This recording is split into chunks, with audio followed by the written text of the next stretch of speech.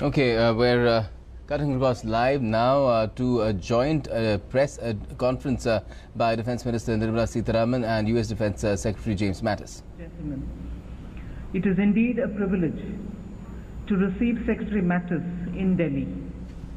I extend a warm welcome to him on his first visit to India, Secretary of Defence. He is a special visitor for me, as he is the first ministerial counterpart I have met since taking over my responsibility as Defence Minister of India.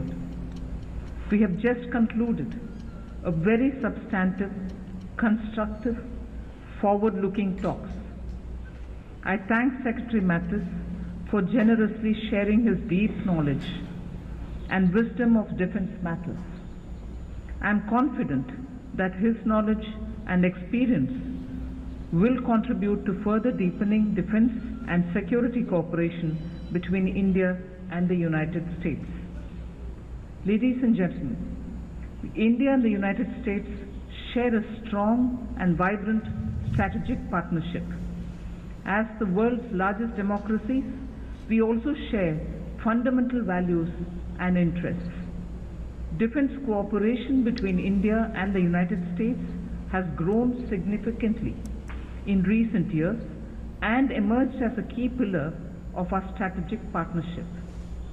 Our military-to-military engagements continue to grow.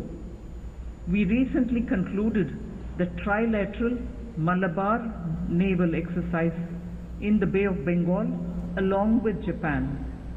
This edition of Malabar demonstrated the progress made in operational synergies between our navies. As we speak, our armies are conducting their exercise Yudh Abhyas in the United States.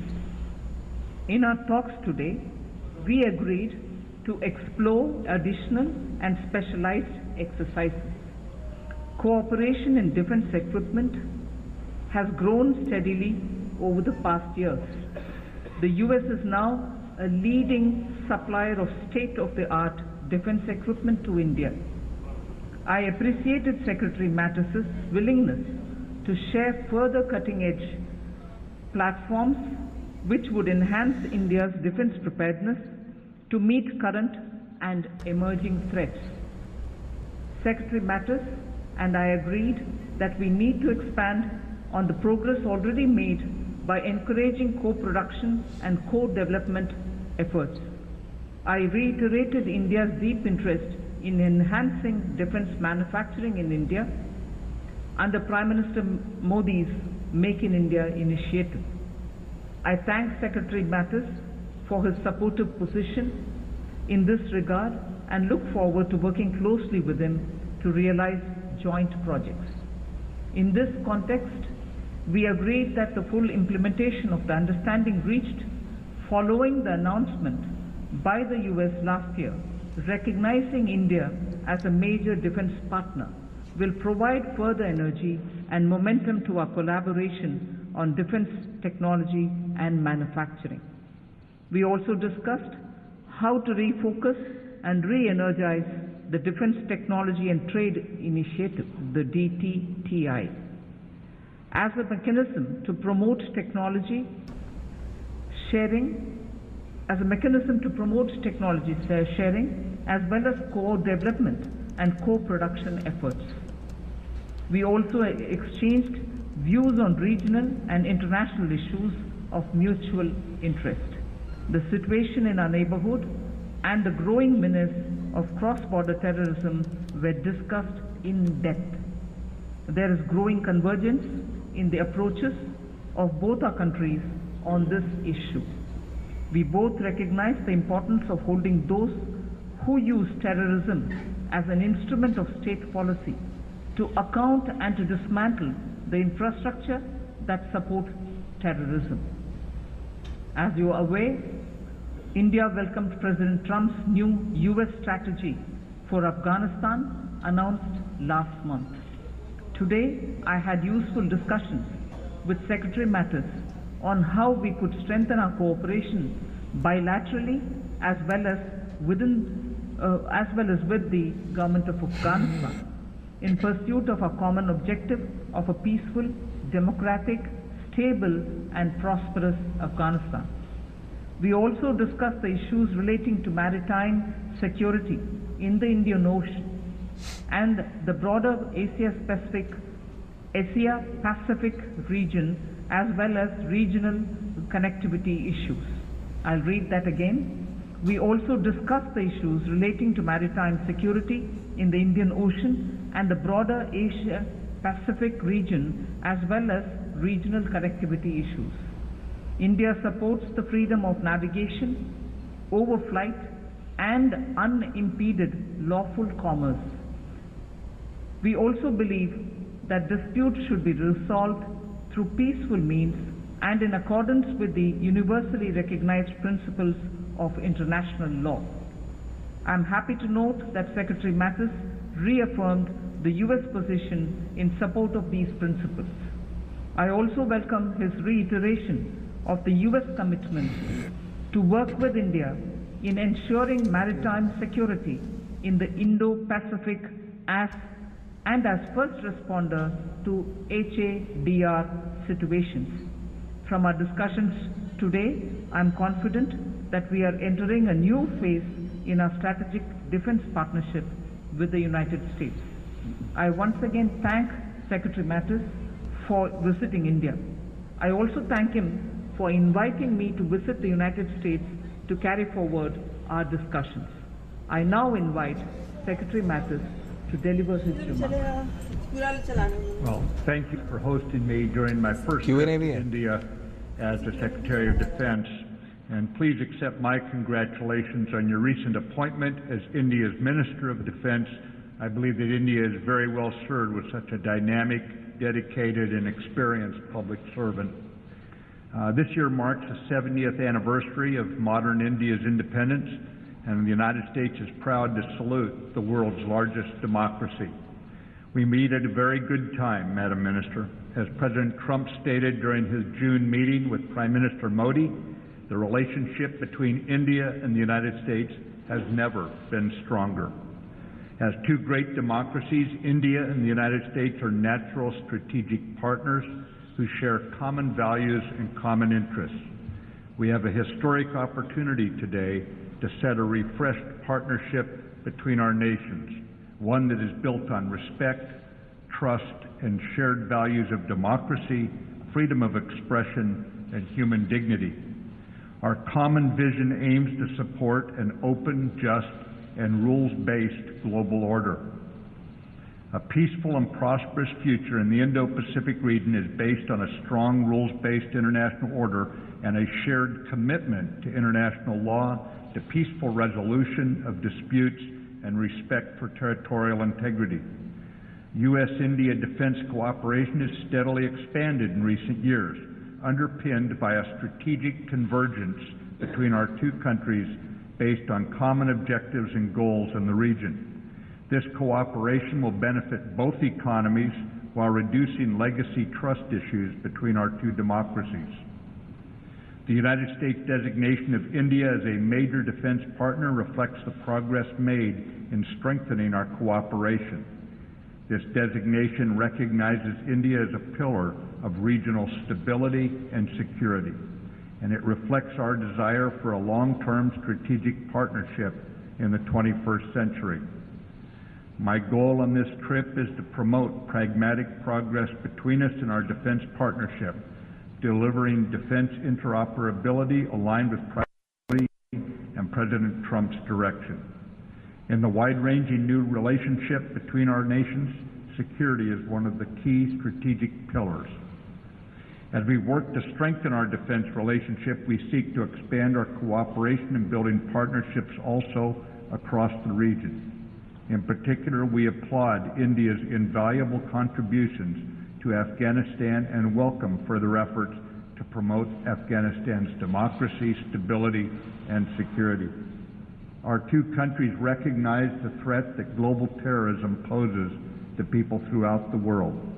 There can be no tolerance of terrorist safe havens. As global leaders, India and the United States resolve to work together to eradicate this scourge. In broad-ranging initiatives, we value India's leadership across the Indo-Pacific and beyond. India has a vital role to play in supporting Southeast Asia's regional institutions, particularly in ASEAN, and in building partner capacity across the region. We appreciate India's stabilizing leadership in the Indian Ocean and seek to work together to build a resilient regional architecture with a foundation both our nations respect, that of a rules-based order. We also appreciate India's efforts, along with those of the United Nations and the broader international community, to increase pressure against North Korea over its dangerous and destabilizing behavior. In addition to our growing global cooperation, the Minister and I reaffirmed our commitment to deepen bilateral defense cooperation, in particular expanding maritime engagement as one of our top priorities. Our annual maritime security dialogue is an important mechanism to develop a shared understanding of the challenges we face and the opportunities for cooperation in addressing them. The U.S.-India Malabar naval exercise that the Minister mentioned is one with Japan and an example of our deepening shared trust and operational cooperation. I look forward to opportunities to increase our engagement based on shared maritime objectives and to explore new exercises as well. We also discussed ways to further deepen the robust defense, trade, and technology collaboration between our defense industries, and we look forward to sharing some of our most advanced defense technologies through the Defense Technology and Trade Initiative, or DTTI. Cooperation in this area will improve the capabilities of both our militaries and reinforce the foundation for an enduring partnership. I look forward, alongside Secretary of State Tillerson, to convening the inaugural 2+2 dialogue in the near future between our foreign and defense ministers. Steady engagement will be our watchwords for the path ahead. Let me close by reiterating the importance of the United States places on building a vibrant defense partnership with India. This is, again, a historic opportunity for our two democracies, a time of strategic convergence. As India takes its rightful place at the global table, India will find the United States to be a steadfast friend and partner. Thank you. Okay, first question from Mr. One question, please. Secretary Mattis, my name is Sandeep Bhatta from New Delhi. We have heard President Donald Trump highlighting the South Asia policy and highlighting the zero tolerance against the safe havens and sanctuaries of terrorism. How do you see the role of India in the strategic convergence and increasing role in Afghanistan's safety, security, and stability of the democracy? And also, India will soon be observing the 1 year of the surgical strike. Do we see the endorsement and support of the United States against any such cross-border action against the terrorist safe havens and launch pads? And to Secretary Raksha Mantri, Prime Minister Narendra Modi always highlights eliminating the terrorists and the countries and organizations who support terrorism and the safe havens of terrorism. Aid to countries like Pakistan who support aid and abet terrorism is a cause of concern for the global community. Did you raise this issue with Secretary Mattis, and what assurance did you get on the cut down of the U.S. military aid to Pakistan? Well, on the role of India in counterterrorism, India has suffered grievous losses. The United States has suffered losses to terrorism. Many nations around the world have suffered losses to terrorism. And I believe one aspect of this that is universally shared by all responsible nations in the world is that there can be no safe havens anywhere for terrorists. We intend to work closely with India, collaborating with India and like-minded nations, and in the Indo-Pacific region. Obviously, India is one of the leaders that we intend to align with as we eradicate this, as I mentioned in my prepared remarks. But I think also that as we look at terrorism and what is going on in the world today, we see an increasing number of nations that are willing to put their troops in the field, to put their police departments working together, And we just see overall a stronger level of collaboration in this regard. And I believe in the long run that we are going to put terrorism on its back foot, but it's going to be a lot of work, and it's going to require a high degree of teamwork by all nations. And I think that's coming into focus. This issue, and in fact, I must, before getting into details, thank the Secretary for mentioning more than once that the United States sees India as a stabilizing influence in this region, and also sees that India not just confined to the region but has a role to play in the global situation, as working together with the US in controlling and containing terrorism, and also be able to work together with the United States in order that globally countries do recognize that neither to terrorism nor through coercive or unilateral action, no country should be in a position to change the global rules-based order or threaten any existing status quo. On the specific issue of whether I've raised the issue of terrorists being given safe haven in Pakistan, I recalled, in fact I borrowed the words of Secretary Mattis in saying that he had, when he was interacting with our Prime Minister, stated very clearly that the very same forces which find a safe haven in Pakistan have been the ones who hit at New York as much as Mumbai. People of that region and also assets belonging to both the US and India in those two attacks stand out as examples of how such terrorist attacks have hurt democracies both in the USA and in India.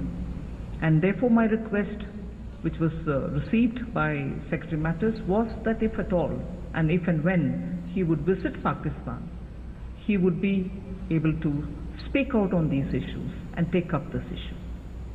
Thank you, ma'am. Now from the gentleman from Wall Street Journal. Sir, quick question for you. A real risk. How do you avoid that at this point, and how do you de-escalate to the point where diplomacy